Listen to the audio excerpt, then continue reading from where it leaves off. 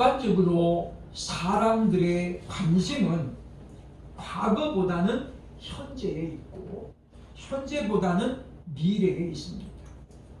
그래서 사람들은 내일 일에 대한 궁금증을 가지고 살아가잖아요. 지나간 일은 별로 이제 잊어버리고 삽니다. 그렇기 때문에 젊은 사람들은 10년 후에 나는 과연 어떤 모습일까? 과연 10년 뒤에 나는 어떤 직장에 다니고 있을까? 이런 생각들을 가지면서 살아갑니다. 그래서 사람들은 미래를 위해서 투자하지요. 여러 가지 공부를 하고 학원을 다니고 이런 것들은 전부 다 미래의 나를 위한 투자라고 볼 수 있습니다. 여러 가지 이제 노후 대책을 세우지요. 각종 연금도 들어가고 보험도 들어가고 이와 같은 노후 대책을 세우는 이유는 무엇입니까? 나이 먹어서 좀 더 편하게 살아보자. 젊어서는 참 보면 고생하며 살았으니까 이제 노년에는 좀 더 여유 있게 살아보기를 소원하는 그 미래를 향해서 우리는 지금 투자하고 그리고 또한 사람들마다 자기를 위해서 계획하는 것을 볼 수 있다고 하는 것입니다. 그런데 유독 그리스도인들은 바로 미래에 대해서 무관심하거나 또는 아예 믿음 자체가 없는 것을 볼 수 있습니다. 우리는 기도하면서 그런 이야기 하잖아요. 우리의 소망은 곧 예수 그리스도입니다. 또 우리는 하나님 나라에 대한 열망을 가지고 있지요.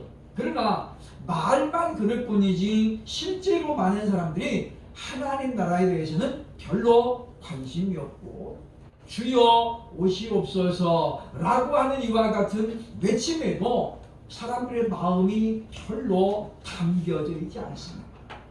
어쩌보면 시몬 베드로가 고백할 때에 주여 우리가 여기 있는 것이 좋사오니 천막 셋을 짓되 하나는 주를 위하여 하나는 모세를 위하여 하나는 엘리야를 위해서 짓겠습니다. 그런 강벽이 과연 우리에게 지금 있느냐 그 말이죠.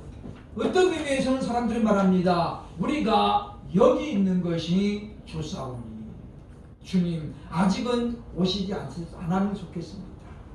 우리는 어쩌면 지금 이런 생각을 가지고 살아가고 있지 않는가 생각을 해보게 된다고 하는 것입니다. 기독교회는 지난주에 말씀드린 것처럼 약속의 말씀, 즉 언약의 말씀을 기반으로 삼고 있는 그와 같은 언약 종교지요. 그래서 구약 성경은 오실 메시아에 대한 예언으로 온통 가득 차 있고 신약 성경은 다시 오실 예수님에 대한 예언의 말씀으로 충만해져 있습니다. 적어도 신약 성경에 보면 40회 이상 예수님과 그리고 성경의 기록자들은 예수님의 다시 오심에 대한 기사를 40회 이상 기록해주고 있습니다.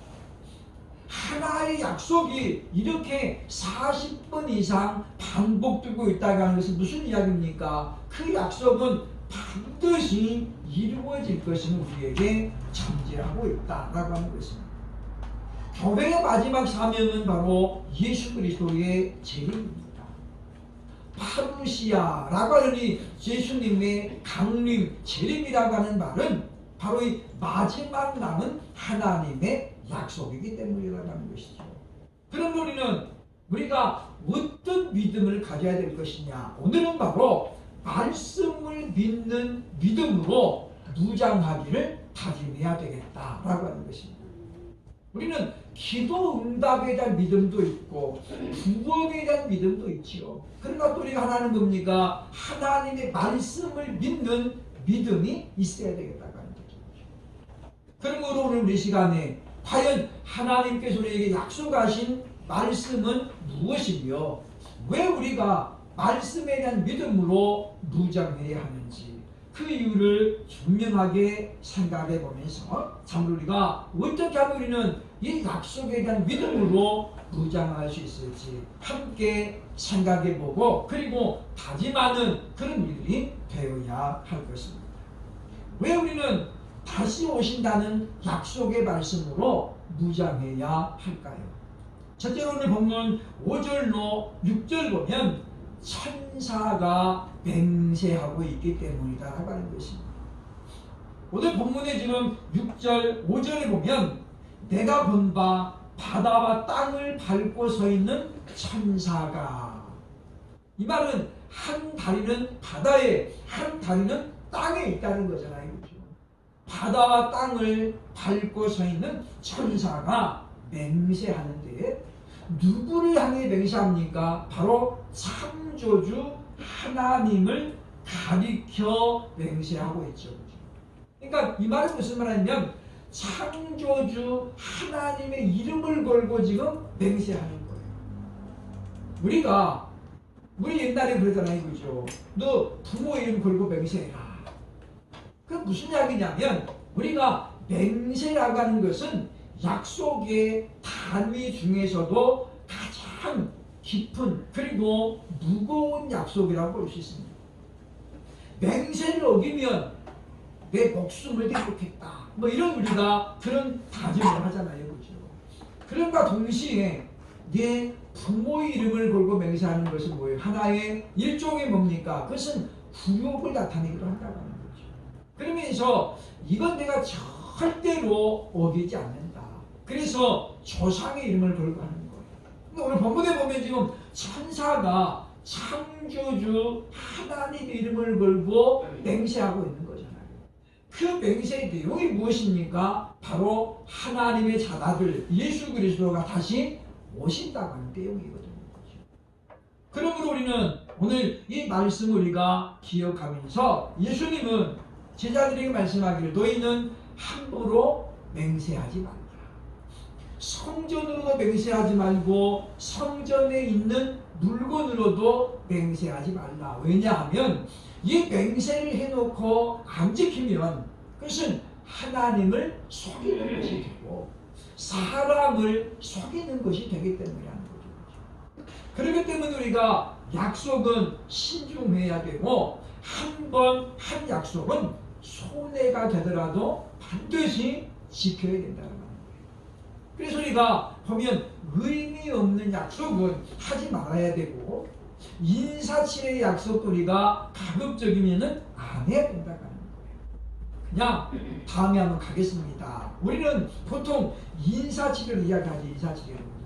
우리는 그냥 인사예요. 인사. 그런데 상대방은 그걸 진짜로 받아들인다는 거죠. 아, 저 사람 한번 연락한다고 하는데 연락이 안 오지? 혹시 내가 뭐 실수해서 안 하나?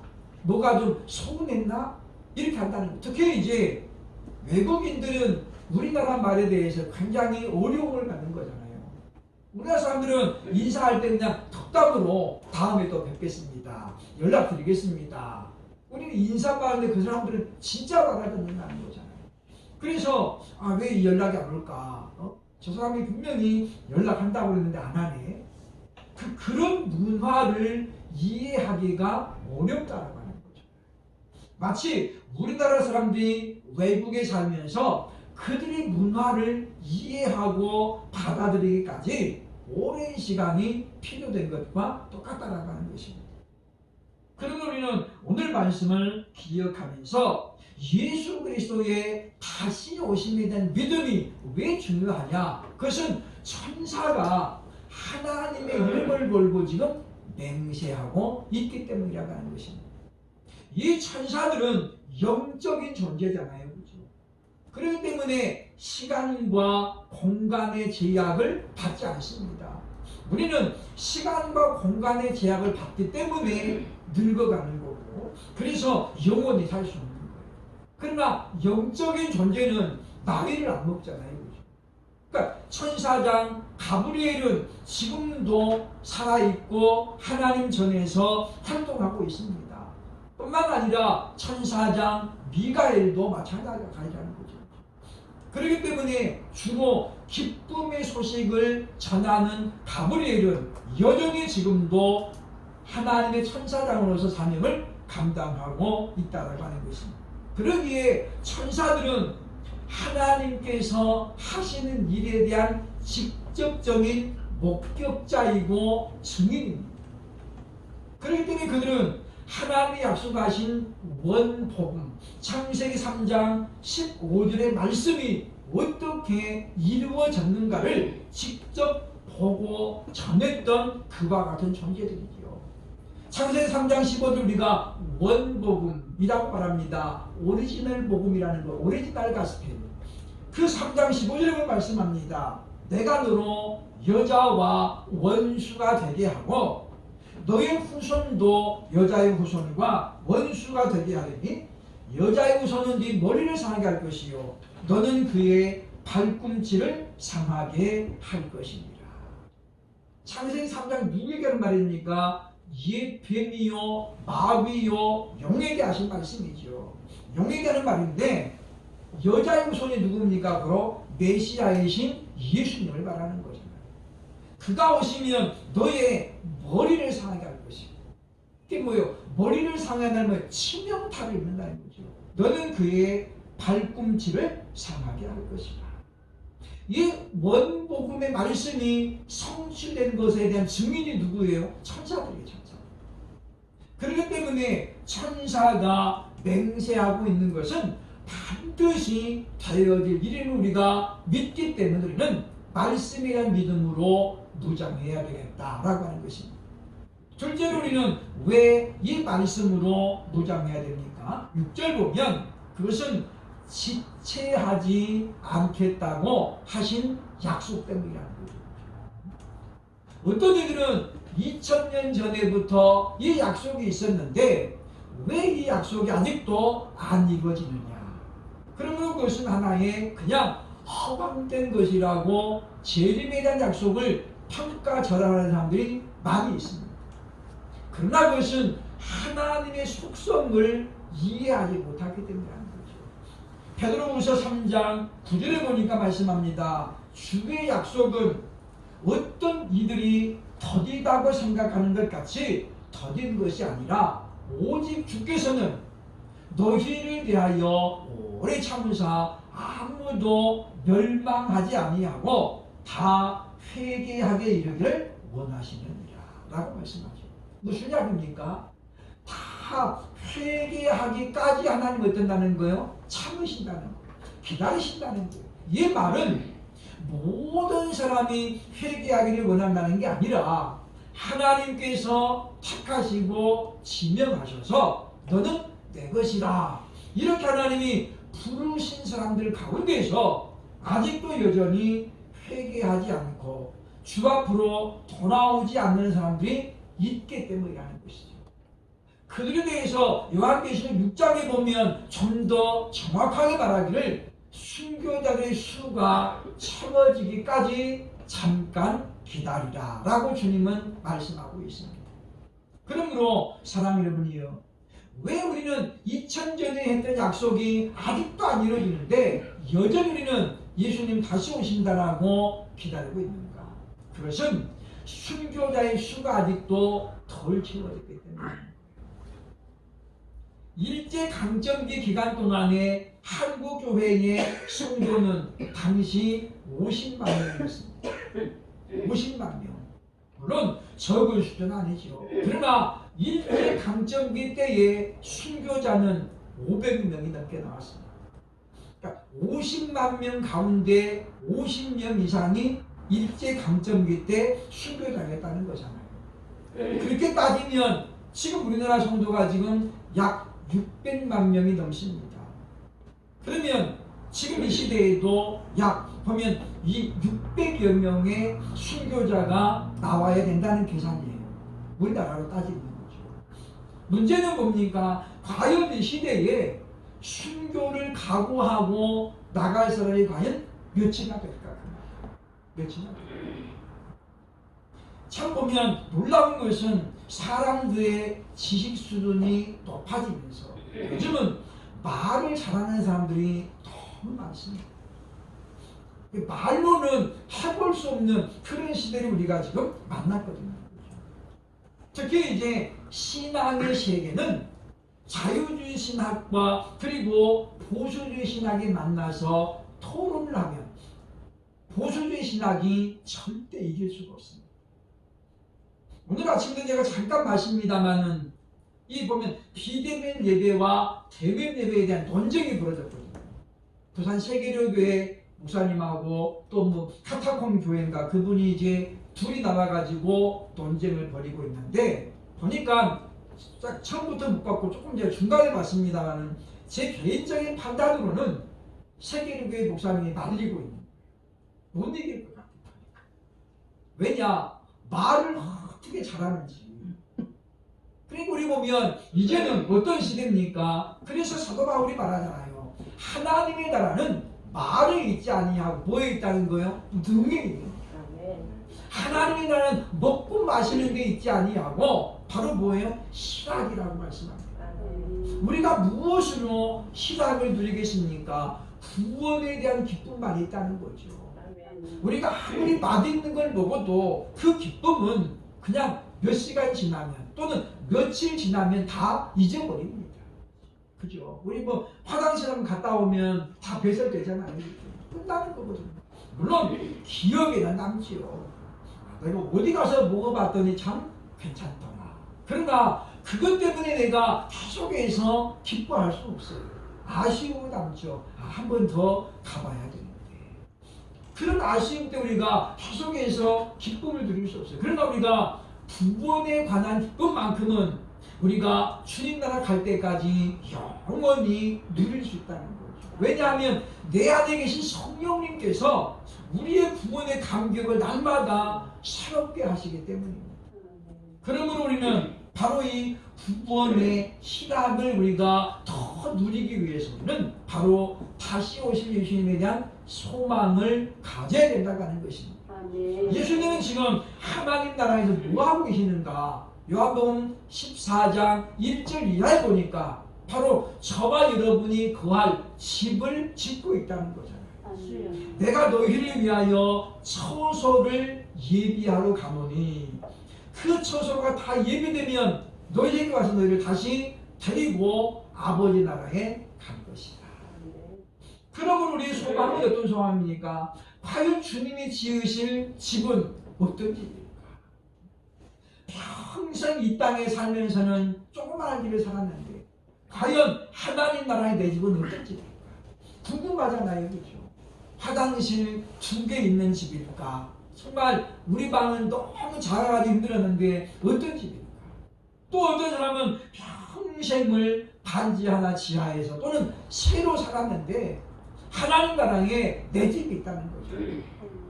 우리가 이런 생각을 가져보면 얼마나 소망이 생깁니까? 그렇구나. 내 생애가 이 세상의 거로 끝나는 것이 아니라 바로 하나님 나라에 이어진다는 그 소망으로 우리가 살아간다면 우리는 이제 다시 오실 예수님을 맞이할 신앙의 자세를 점검을 하고 확립을 해야 되겠다라고 하는 것입니다. 그러므로 열매를 점검하고 또한 자신의 세마포를 빨아입는 지혜로운 성도들이 되시기를 주의 이름으로 축원합니다. 마지막 세 번째, 왜 우리는 다시 오심에 대한 말씀으로 무장을 해야 되는가? 7절 보면 그것은 복음과 같이 이루어질 사건이기 때문이다라고 하는 것입니다. 7절 보면 말씀하고 있습니다. 7째 천사가 소리내는 날 그의 나팔을 불려고 할 때에 하나님이 그 종 선지자들에게 전하신 복음과 같이 하나님의 그 비밀이 이루어지리라 하더라. 하나님의 비밀이 뭐예요? 바로 다시 오실 예수님에 대한 비밀이죠. 그 비밀이 어떻게 이루어진다는 거예요? 복음과 같이 이루어질 것이다. 이제 복음처럼 그 말이죠, 그죠? 복음처럼. 그러니까 여기서 말하는 복음은 어떤 복음이에요? 구약에서 약속했던 복음을 말하는 거예요. 일찍이 하나님께서 구약의 선지자들 통해서 여러 가지 복음을 약속했잖아요, 그죠? 예를 들면 이스라엘이 망할 것이다. 이것도 예언이었어요. 그죠? 정말 하나님의 그 약속은 언제 이루어집니까? 북이스라엘은 BC 722년에 아수르의 공격을 받아가지고 완전히 망하는 거잖아요. 남유다는 BC 586년에 바벨론의 침입을 받아서 완전히 나라가 없어져 버립니다. 그러나 하나님은 이스라엘 멸망만 예언한 게 아니죠. 그러나 다시 이스라엘은 회복될 것입니다. 그래서 포로에서 돌아온 자들이 이스라엘의 명맥을 유지하다가 마침내 회복될 것을 약속하셨지요. 그 말씀은 반드시 이루어졌습니다. 선지자 예레미야가 예언한 것처럼 70년 뒤에 포로 귀환이 이루어지고 마침내 1948년 이스라엘이 독립함으로 말미암아 이스라엘 정부가 수립이 되어지면서 엄연한 국가로 지금 자리 잡고 있잖아요. 뿐만 아니라 구약의 선지자를 통해서 여자의 후손으로 메시아가 올 것을 예언했던 하나님은 실제로 이사야 9장이라든가 또는 보면 이제 구약의 몇 선지자를 통해서 예언한 것처럼 베들레헴에서 처녀를 통하여 이 땅에 탄생하심으로 말미암아 하나님의 그 약속은 복음처럼 어김없이 이루어졌다고 하는 거죠. 그 하나님께서 지금 신약에 와서 다시 말씀하시기를 바로 예수 그리스도는 다시 온다라는 걸 우리에게 약속해 주셨다고 하는 것입니다. 그러므로 지금 천사는 그 약속이 어떻게 언제 이루어져 왔는지를 지금 다 지켜봤다는 거죠. 그리고 그 천사가 지금 하나님의 말씀을 따라 이야기하는 겁니다. 복음과 같이, 즉 복음처럼 이루어질 것이다. 그러면서 이것은 반드시 지체하지 아니하고 속히 될 일이라고 요한계시록 1장에서는 분명히 사도 요한이 우리에게 알려주고 있다고 하는 것입니다. 그러므로 우리는 하나님의 이것이 왜 비밀이냐? 하나님만 알고 계시기 때문이죠. 그래서 사도행전 1장 7절에 보니까 이르시되 때와 시기는 아버지께서 자기의 권한에 두셨으니 너희의 알 바 아니요 라고 말씀합니다. 그러니까 우리가 오늘날 이 시대는 아무리 기도를 많이 하고 말씀을 잘 풀어도 하나님의 말씀을 넘어서는 자들은 잘못된 거예요. 그러니까 지금도 가끔씩 어떻습니까? 예수님께서 언제 오십니다. 날짜를 공표하는 사람들이 가끔씩 나오죠. 다 거짓죄입니다. 가짜들입니다. 왜냐? 분명히 사도행전 1장 7절에 말씀하기를 너희의 알 바 아니요. 그 말은 무슨 말이에요? 하나님께서 절대 개인에게 안 가르쳐준다는 거죠. 아무리 500원 주면서 궁금해 500원 안 통한다는 거예요. 하나님께서 아버지의 권한에 두셨으니 그건 뭐예요? 하나님의 권한이라는 거예요. 그 권한을 누구에게도 나누지 않습니다. 그래서 예수님 말씀하죠. 천사도 모르고 아들도 모르고 아버지만 아시나니. 천사는 그동안 해온 모든 하나님의 행하심에 대한 목격자이고 증인이에요. 그런데 그 천사도 모른다는 거예요. 아들도 모른다는 거잖아요. 그래서 이것이 비밀입니다. 비밀. 하나님의 비밀이죠. 그래서 아버지의 권한에 두셨으니 너희의 알 바. 우리가 기도해야 될 제목들이 많이 있는데 하나님 저에게만 살짝 알려주세요. 이런 기도는 하지 말아야 돼요. 왜냐? 그런 기도를 하면 누가 틈을 타는 거예요? 사단이 반드시 틈을 탑니다. 그래서 거짓 정보를 알려주는 거예요. 그래가지고 그 거짓 정보를 선포하게 만들고 사람들을 미혹하게 만드는 거죠. 한국교회에 가장 큰 폐단을 주었던, 피해를 주었던 바로 다미선교회. 지금도 기억이 납니다. 1992년 9월의 열풍. 9월 27일인가 예수님 오십니다. 그때는 대단했습니다. 가정도 판개치고 학교도 판개치고 거기 모여가지고 그 날짜를 기다리면서 휴거될 길을 기다렸던 사람들이 얼마나 많았습니까? 결국은 그 담이 선교의 우두머리였던 이장님은 사기죄로 그걸 구속이 되고 3년을 살고야 나왔습니다.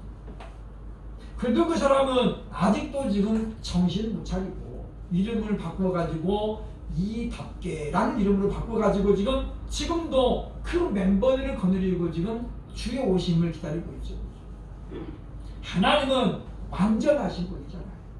이랬다 저랬다는 분이 아니라는 거예요. 사람은 불완전하기 때문에 이랬다 저랬다 할 수 있습니다.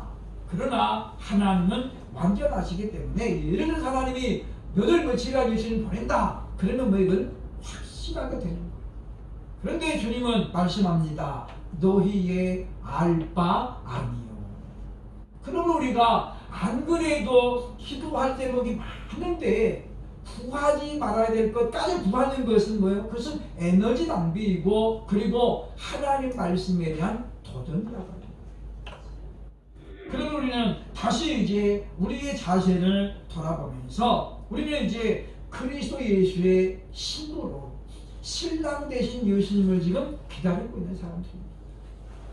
주님께서 밤에 오실지 낮에 오실지 모르기 때문에 우리에게는 기름과 함께 등이 필요한 거죠.